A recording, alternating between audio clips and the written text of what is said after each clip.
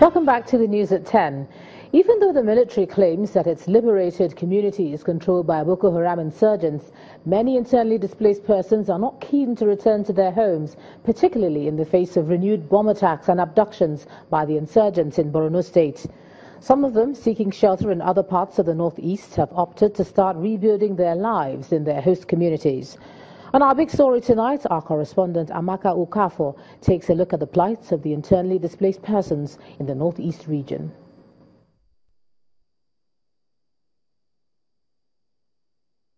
Is the difference? Nothing tastes like my Indomie.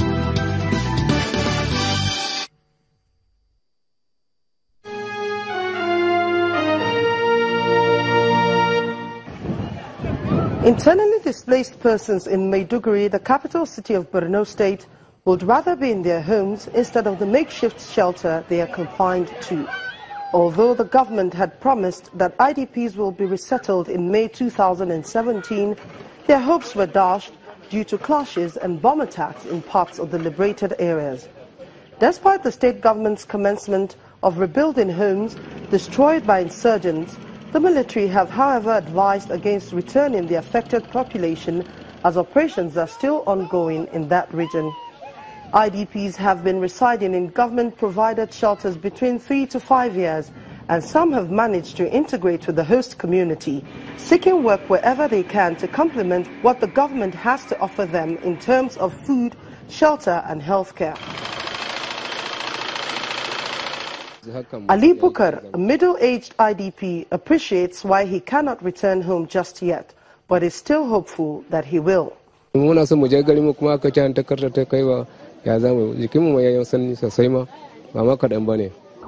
State, the influx of IDPs reached its climax in 2011.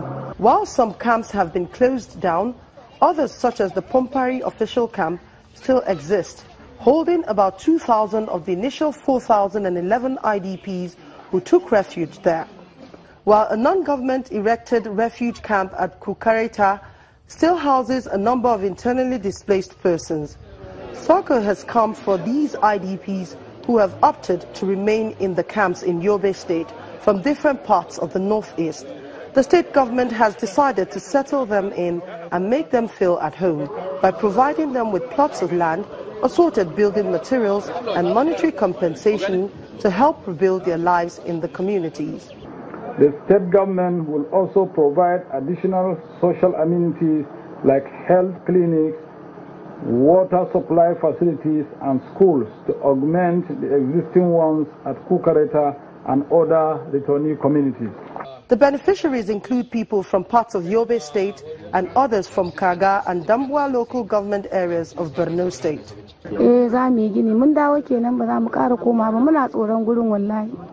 Kasan yanzu hakan mun koma ma wahala ne ba za mu yi mu gida a can ba.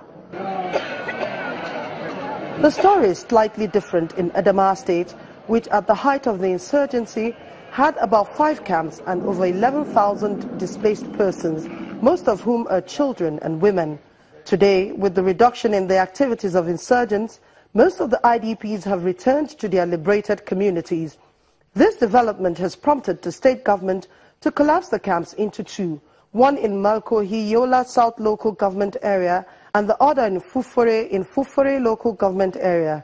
Today, there are less than 1,000 IDPs, including 115 lactating mothers, 20 pregnant women, 111 widows, and 14 physically challenged persons.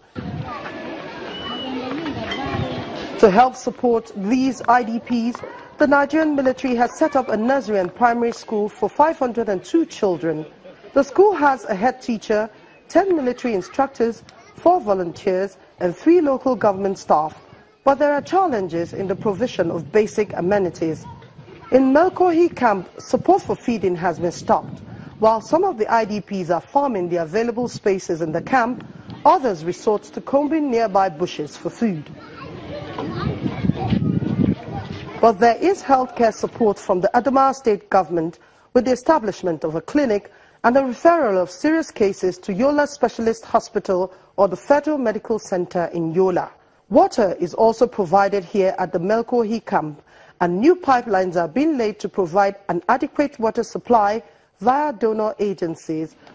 Amaka Okafor, Channels Television News.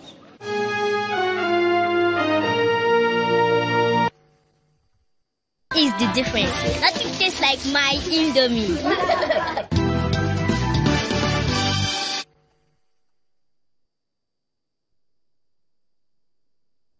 Let's take a look at some business news now. Here's Anne Waudu.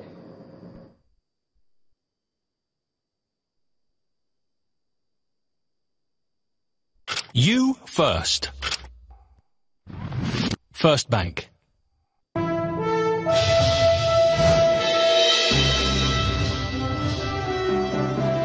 Hello and welcome to Business News. India's oil companies have booked 4 million barrels from traders Shell and Total Nigeria as the oil market awaits the country's loading schedules.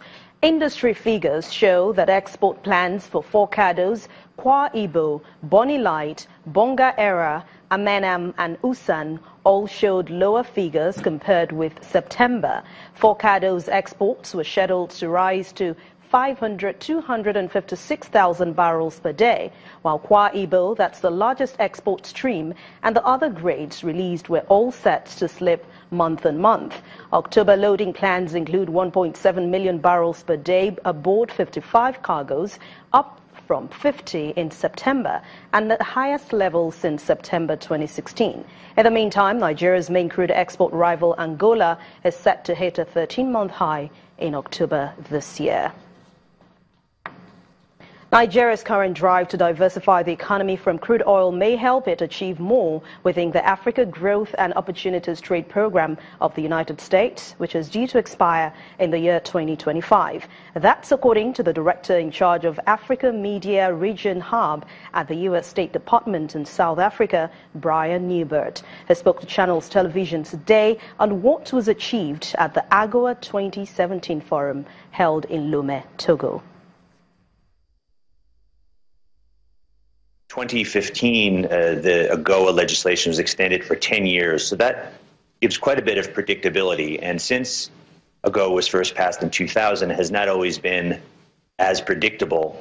And African leaders, including our hosts in Togo, made clear in the meetings last week that African entrepreneurs in a number of markets were not quite ready in 2000 to take full advantage. Throughout AGOA's early history, much of the dollar value was in oil exports from a few big oil exporting countries, including Nigeria. Of course, the United States is now mostly energy independent thanks to the technology of fracking. So AGOA is much less an oil story, but what it should be, in particular in Nigeria, is a tool for economic diversification. And that has happened, again, with $4.2 billion in non-oil exports. But Nigeria alone could match or exceed that number if entrepreneurs were accompanied, encouraged, given information on logistics and on the requirements to access the U.S. market.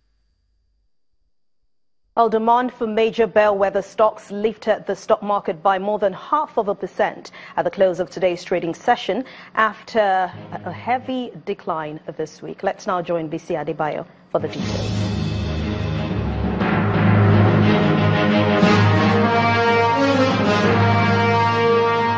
Equities at the domestic stock market today managed to reverse the 3 consecutive losses recorded this week, with a 59 basis points recovery in the all-share index and market capitalization. Thursday's positive sentiment comes on price increases by blue-chip stocks from the industrial, banking and insurance sectors of the market. 15 gainers, including Dangote Cement, saw a 5% lead each from mid-cap healthcare stocks, Pitson and May & Baker, in contrast to price losses from China Oil, Mobil and 26 other decliners. From 5,110 transactions, a total of 225.14 million units of shares worth over 5.47 billion naira were traded for the day, while the main volume drivers are Custodian, Zenith and GT Bank. And that's it on the stock market reports. I am BC Adebayo.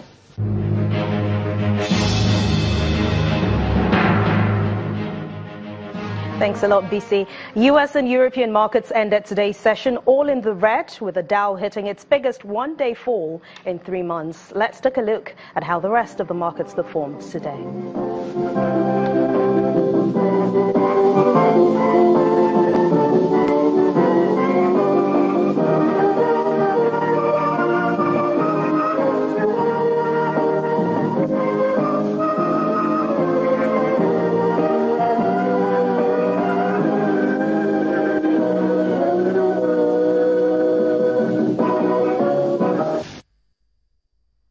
And that's business news for tonight. Thanks a lot for watching. I'm Anne Nwawado. It's back to you, Joma.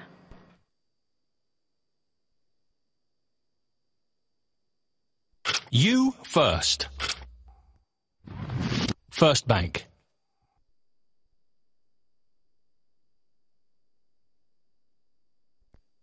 Thanks a lot, Anne. Now let's take another look at the NBS report detailing bribery practices here in Nigeria. Well, I'm now being joined on the news at 10 by the chairman of the Nigerian Economic Summit Group, Mr. Kyari Buka. Thank you so much for joining us on the news at 10 tonight. Thank you, Ijoma. Now, this is the first time the NBS is carrying out this sort of report. What do you make of it? What did you think when you saw it? It's interesting in that, one, I think a survey of this sort is needed in this country for quite a while. And I think the fact that it is now being done in conjunction with the United Nations Office of Drug and Crime is significant. Two, the most important thing about studies or surveys of this kind is the trend. So we need to wait for probably a few years to see what the trend is, because survey being a perception made by people, and of course I would imagine that they have done some statistical sampling and methodology that are sound, but it reveals quite interesting things. Of course, there are some things that generally Nigerians have been cynical about, and they can tell you which uniforms usually break the tape, if you will, about corruption. And I think those numbers and those agencies came out in the top of the line. And obviously, when we're talking about corruption, it's not only the public service, but the private sector need to be looked at. However, the preponderance of things is that the public service is entrusted with the public goodwill or the public commonwealth, and therefore more scrutiny needs to be there. And clearly the results have shown. One is the fact that the estimation of the amount was over 400 billion naira. To give you an example, the capital budget for this year is 2.2 trillion naira, which means that 400 billion is close to 20% or nearly 20% of the capital budget of the country. I have seen some other remarks about it being close to 40% of the education budget for federal and state. There are also some interesting lights, if you will, or positives, if you will, about reporting of cases of bribery. The only problem is that only a small percentage, only 4%, ever reported to an official authority.